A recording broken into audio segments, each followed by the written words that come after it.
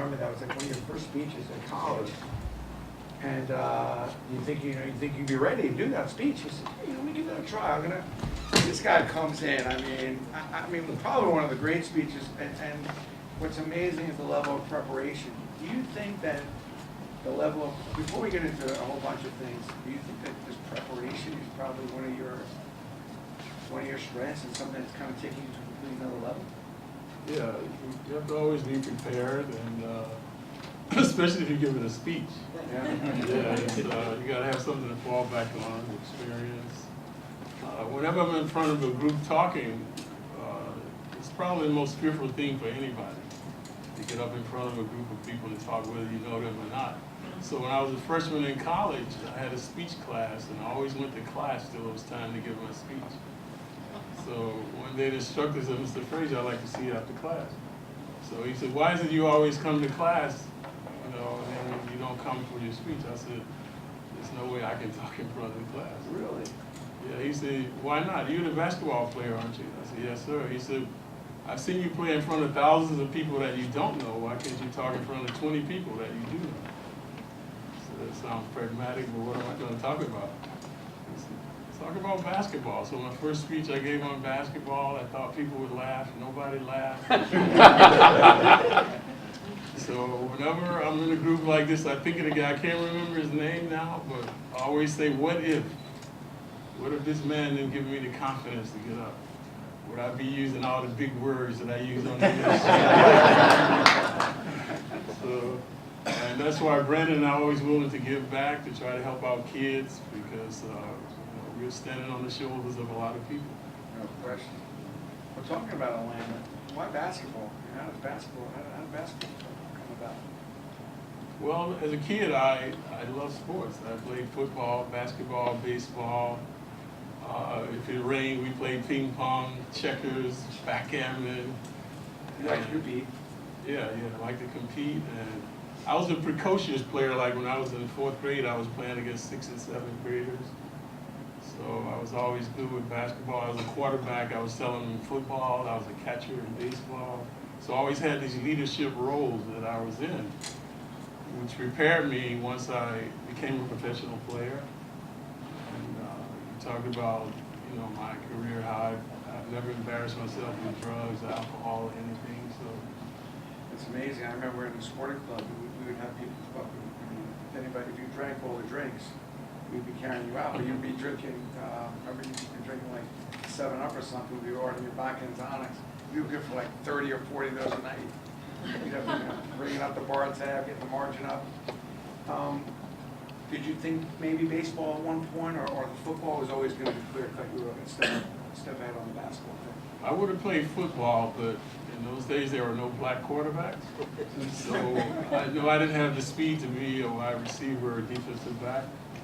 In baseball, I couldn't hit the curveball. Once the curveball came, I couldn't hit the ball.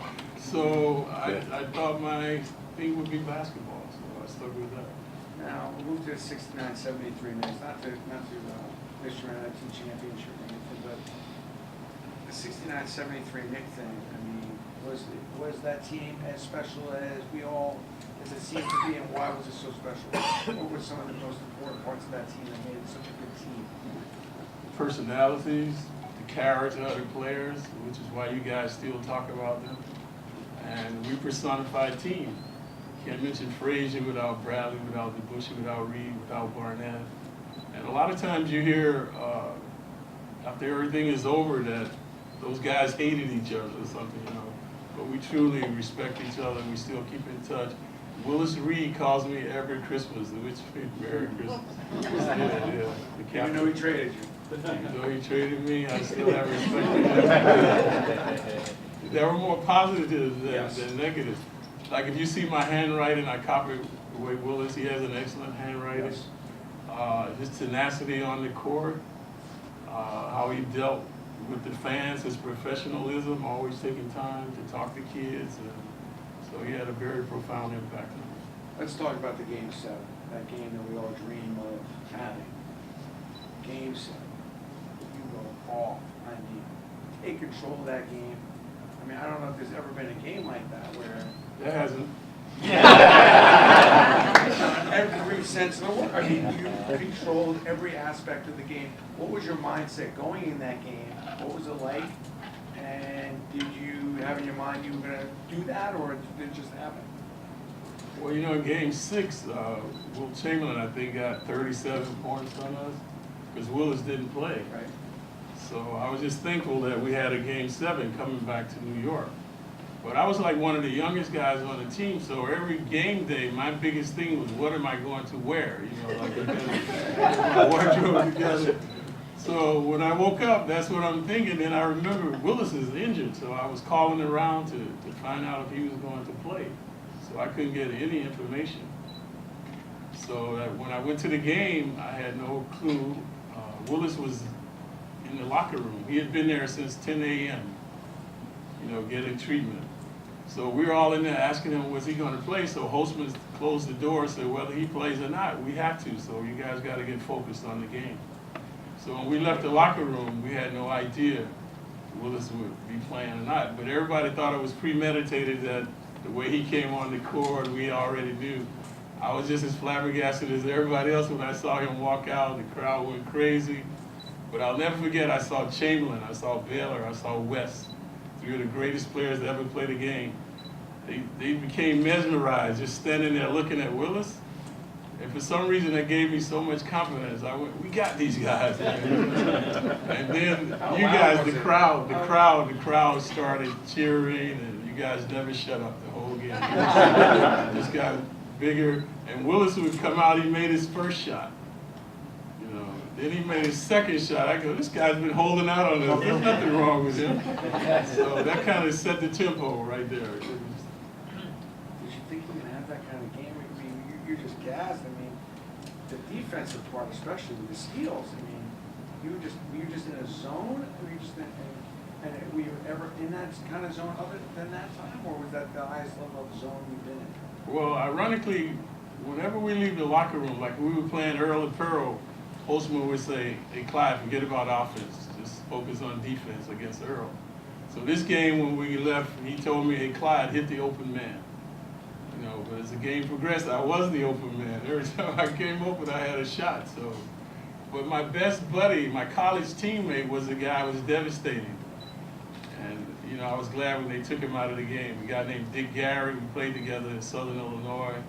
So he still can't stand to watch Game 7. And it's, you know, and everybody always asking, why can you stop Frazier, man, in Game 7? So he's pretty embarrassed. But other than that, that was unequivocally my greatest game.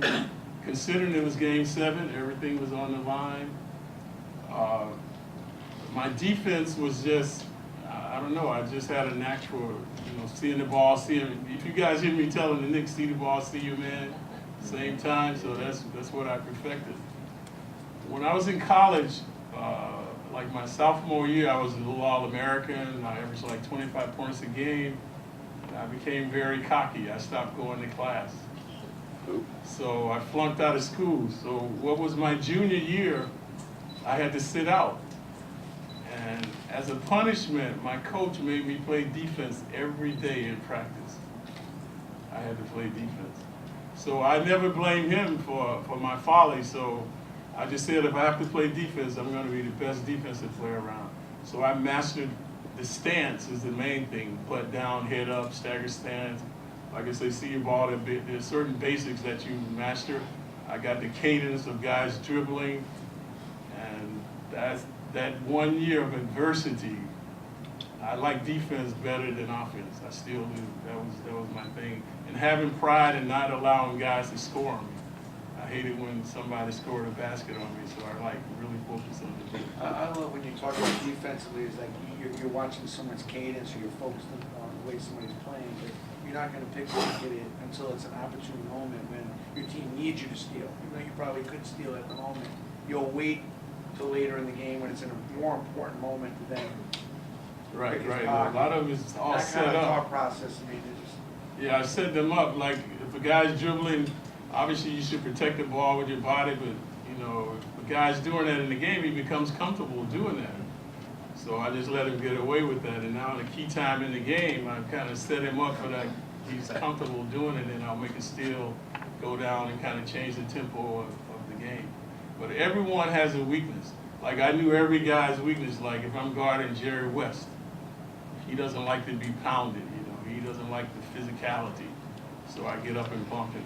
If I'm guarding Earl Monroe, he likes for you to bump him, so I don't get up on him. So Oscar Robertson was just a guy who was like 6'5", 220. So he was just gonna pound you till he got where he wanted to go. So I knew the mentality of all these guys. And also when I was in the All-Star game, when guys in the locker room, I sit and observe them, you know, like try to find out what makes these guys tick, like Brandon was talking about. So Nate Archibald, this guy was indefatigable, could run all day. I found out why. In the locker room, he's jumping rope for like 5, 10, 15 minutes. You know, I see John Havlicek, all these different guys, what they like to do, what they don't like to do. So I see the certain nuances of what these guys have and try to use that to my advantage in the game. Like Phil Chenier, a lot of you guys know Phil Chenier, he's a hothead. So I knew if I could get to him, to score on him first and do some things, I could get him upset with himself, and then my night would be a lot easier. But if I let him start scoring first, then I'm in for a very difficult time. Here's my question, I mean, you look marvelous here. You're looking pretty good. What's the key? I mean, how do you keep yourself looking so fit and healthy? Well, you gave them some of the tips. First thing is discipline. You gotta have a lot of discipline. The other thing is pride. Just having pride in the way you look. I mean, how old are you now? 68. That's crazy. Well, for me, it'll be very expensive if I gain weight. I could go broke trying to replace that. Sometimes you need that motivation, because when you grow up poor, you do have a habit of equating a lot of things to money. You use money as a motivator. Use little mini games to play within the game. Oh yeah, right. Yeah. But the money can't motivate you. Like when you walk on that court and you don't see money, it's about pride. You're not thinking about, actually the more money you make, the more they want to kick your butt. You know, so like if you're the champ, like New York, when we played, we never had any easy game. New York coming to town, like Jerry West would have been out for 2 weeks. Oscar, time New York come, everybody's playing, you know. They're like waiting for you. So the money is a detriment in many ways because guys, they want to be where you are. Like when Oscar Robertson was the #1 guard, you know, I gave him hell, man. I was all over him. I wanted that status at West. So, and once you reach that pinnacle, you can't rest on your laurels because guys are coming after you. So you got to keep working. And I think that's what has helped me, having that tenacious work ethic, that I'm always trying to improve. And a lot of you have seen that in my broadcasting. Obviously, when I played for the Knicks, I wasn't using discombobulated and all these different words that I come up with now. But when I first got into broadcasting, they hired me because I'm Walt Frazier. But I found that I was intimidated, like when I was doing an interview, I started out doing pregame, halftime, postgame. So I never knew what the guy would ask me, and I only had like 2 or 3 minutes to articulate it. So normally I'm a guy, I like to be funny, I was very tense and trying to get, so I knew right away I had to improve my vocabulary. So I used to get the Sunday Times, the arts and leisure section where they critique the plays, riveting, mesmerizing, provocative, profound. So I like the way all these words sound, so everybody think I'm a voracious reader. I just have books and books of words and phrases that I study over and over. Smart. I have a question. How many players come to you? When a great defensive player, a clutch player, obviously you keep yourself in check, but do players come to you and ask you for advice? I know I asked you that a while ago when I was working really close with Starks, and I pushed Starks and said, go to Clyde, ask him. Do guys come to you? Because you're right there to watch every minute of every one of their games. Right, I've been doing this for 25 years now. One guy has ever asked me anything. Talk about mentors. Back up. It's just amazing that a guy would come I up. blame the Knicks. It's their fault. I'm right there. Like you say, they should utilize, like the Yankees. In preseason, they bring back all the legends. and Yeah. mingle with the guys. The Knicks have a legacy like that, all the legends, so I think we should bring in the guys. A lot of the players don't even know the Knicks were once a dominant team. Because today the players are not students of the game. Like I know George Mikan, and I can go back to the beginning of basketball.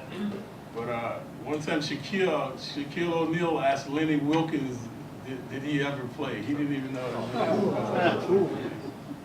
So a lot of these guys, like a lot of guys in baseball, don't even know Jackie Robinson. That's really an insult. But Yeah, it's you have guys that don't know that. So you're not students of the game. And because when I was growing up, if I could talk to Oscar Robertson and any of these players, like I said, my first All-Star game, I didn't say anything. I sat in the corner and just watched these guys. Man. I was just in awe of just being around them. Well, let's talk about the Knicks for a few minutes. You're right there. You're courtside. I mean, you know, the big effort, you know, last night, but It's excruciating. is it hard to watch this? And do you, well, more importantly, is there hope? Can this team work its way out? Yeah, well, they showed us last night they can. You know, if they play as a team, play defense. But the problem is, too many times the ball doesn't move. They're stagnant on the offense. They're not getting back on the defense. Red Hulse would be going crazy. Yeah, Red would be cursing us out big time. But I think, too, you see a problem here that they play up or down to the competition. Like if you remember the Chicago game, they came back, almost won that game in Chicago. 2 nights later at home against Charlotte, they don't show up. You know, so last night against Indiana, they played very aggressive. But now we're going to Washington in a couple of days where that transfer over to another mediocre team, playing together and working on the defense. You do a lot of clinics, you work with a lot of kids. For those out here that have kids, grandchildren or children, what do you tell them? What advice, you know, a lot of these kids want to play competitive basketball. What advice do you give them and what kind of road, you know, to becoming a better player? Let's say they have a kid that is a good player. What do you tell them? Well, before I say that, my background is I'm the oldest of 9 kids. So I have 7 sisters and 1 brother. So what happened, I was first, and then all the girls and my brother. So after my parents had me, they were so enthralled, they were like, we gotta get another boy. And so they kept trying and trying. Then finally my brother came along after 9 kids. But I often say when you grow up in a scenario like that, you either like kids or you hate them. So I've always had a passion for kids, and throughout my athletic career, the kids were my most ardent supporters. You know, they bought my books, they bought my sneakers. I was the first guy to endorse a sneaker, the Puma Clyde, which is still around. So I would say as parents, and I'm a parent, I have 2 kids of my own. I have a son and I have a daughter. So many times I go into the schools talking to the kids about the importance of education and abstinence from drugs and alcohol. So I go to an inner city school as well as very affluent schools. So a lot of times I leave these schools, I ask myself, which is worse? Having too much or having too little? Because in the inner city schools, the kids know the price of everything and the value of nothing. That's why they'll kill you for a pair of Michael Jordan sneakers or bicycle. And a lot of the affluent kids have everything, but they have nothing because they like disciplines, respect for others, and tenacious work ethic. So I'm saying to you guys, which is worse? Having too much or having too little? Brandon alluded to how we want to help our kids, but I always say don't always give them what they want. You know, give them what they need. And, I think it's unbelievable to me. Like I just wrote a blog today about this and said, I can't believe how many kids come to this office to apply for a job, and they've traveled the world, and they haven't worked one day. They haven't worked one job. And I'm sure. and they want to start at the top. And I'm like, what am I supposed to do with you? I mean, am I changing your diapers here? and it's not a few. I mean, it's many, many kids. Like, I just knew when I was growing up, all of us had part-time jobs. We had to work in college, even if we had money, didn't have money. I was working, I had always worked a full-time job in high school and college. But what's amazing is how many kids never worked a job, any job, doing anything. And I think it's just a disservice. I don't think that's healthy. And speaking of that, like I have a nephew who's a football player. So you're right, like when I play sports, I still work, you know. So this guy, when he's playing baseball and then he's going to football practice, and I ask my niece, when does he work?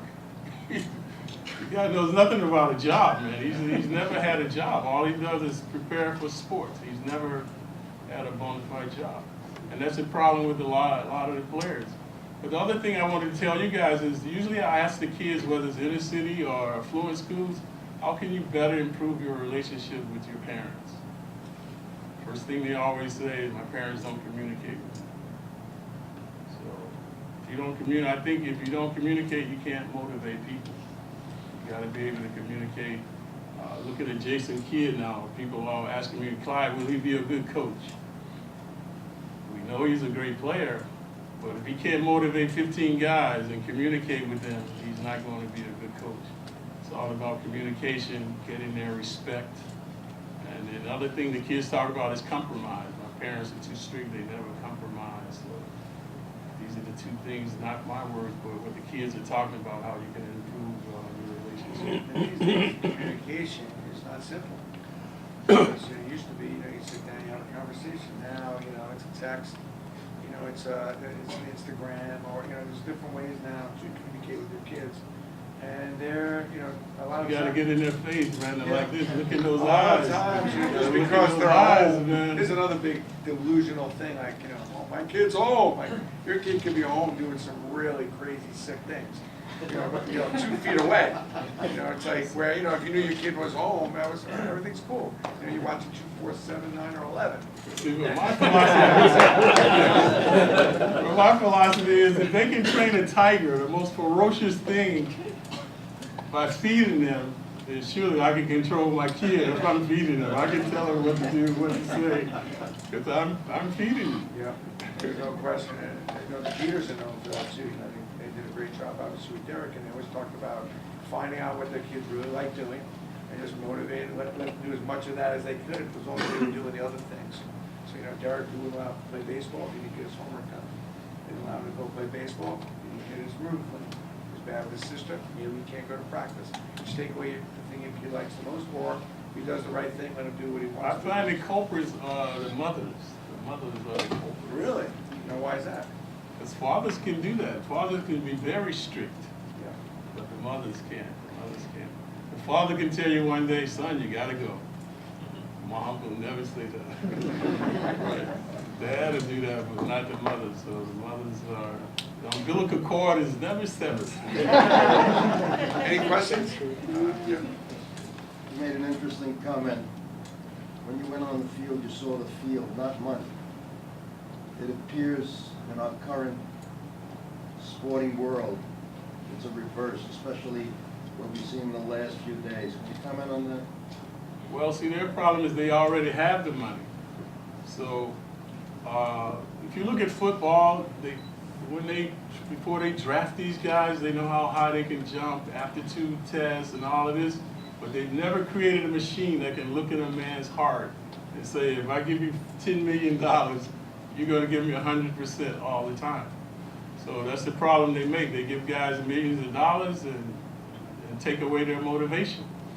So they know they don't have to work, so they get an injury, they sit out a month with a sprained ankle, or they're not motivated.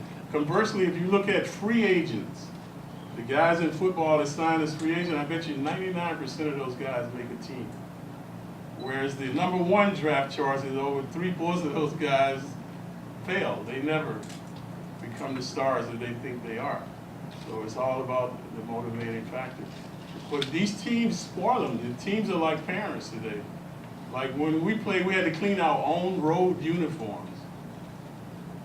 In the sink, in the bathroom. No, I mean you had to dry clean. You get 2 uniforms, so these players never do anything but show up. All they do is show up.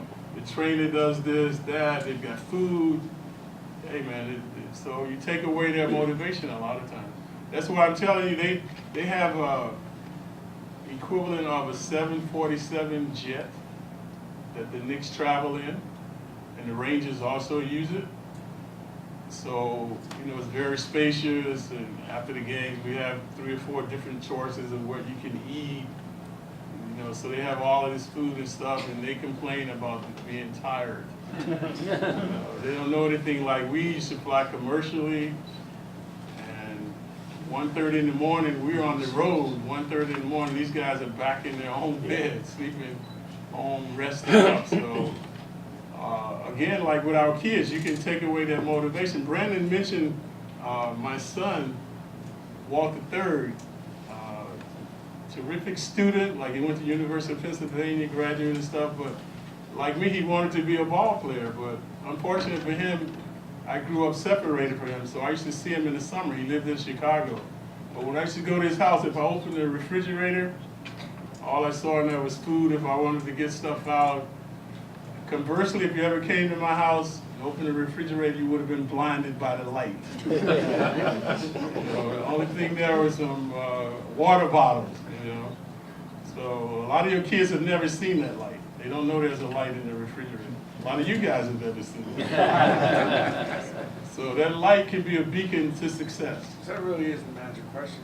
I think we're all don't necessarily want our kids to have to go through what we went through. We always want to give a better life to our kids, but how do you keep your kids hungry? How do you keep them, motivated and focused, yet still want to give them a good life? It's a tough balance. Like my son, when he was in high school, I used to keep him, and I was still playing, so I used to go jogging in the morning at 6:30. I go, Walt, you want to go jogging? No, man, I'm on vacation, he says. I try to explain that to the guys you're going to compete against. They don't know what a vacation is, man. So, these are the problems that you have with the kids. Anybody? You spoke of family. When you were playing, we didn't have the technology we do today. How did you keep in touch with your family when you're on the road and all that? Just send money.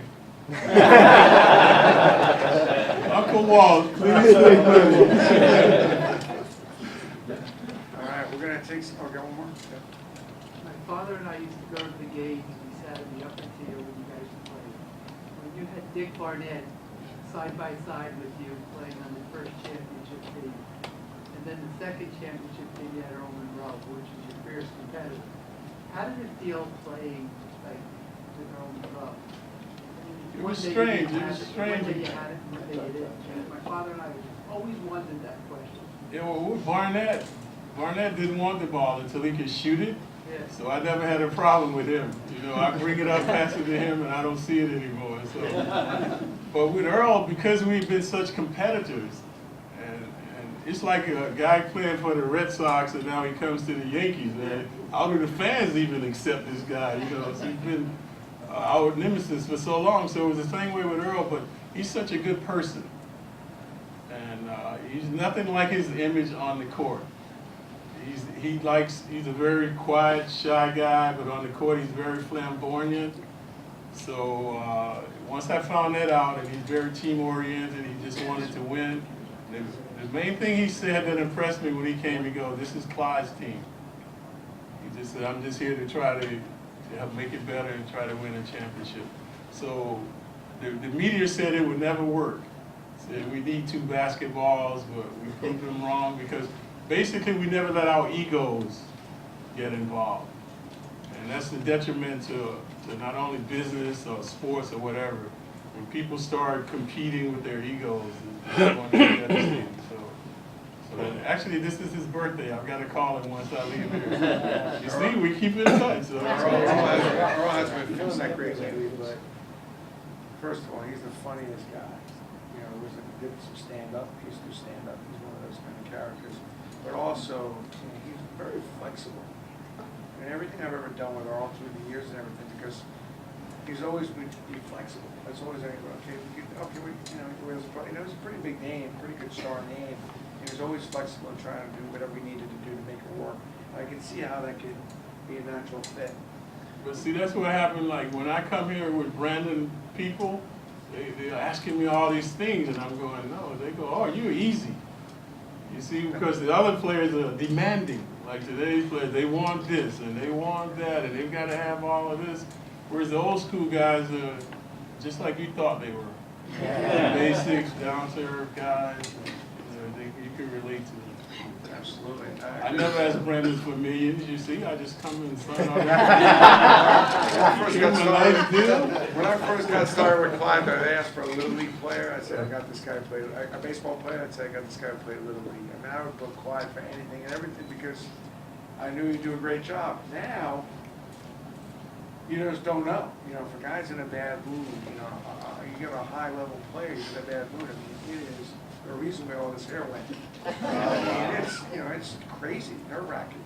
And it's gotten really, really difficult because you're dealing with a multi-millionaire where no matter how much you're paying them, it doesn't matter. It's never money they're going to spend and see. And I think that, you know, the value of, you know, the pride, and you know, there's nothing like working with an old school guy who appreciates the fact that they're going to walk in a room and people actually there to see them. That's a blessing. Like, that's such a gift. That, you know, that people are actually interested in. You think all these people came to see you? No, No,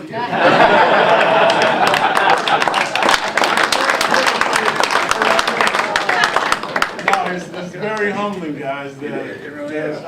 One of my biggest fears is that I'll be appearing somewhere and nobody comes. Well, Joe Namath said, he said, the hardest thing is when you walk in a room and everybody wants your autograph. And the second hardest thing is walking in a room and nobody wants your autograph. And, you know, that's, you know, and Joe Namath walked in was a humble guy, and he's a Broadway Joe. And I just think there's a lot to be learned from that. You know, it's a blessing, you know, you walk in a room and actually somebody wants to talk to you and meet you. And you should enjoy that. No, it is. It's gratifying, and that's why I want to give back. I want to help those that want to help themselves, and especially our kids. You know, the kids now, I have a new generation of kids that I see them at the game and they go, Dad, there's a Knicks announcer.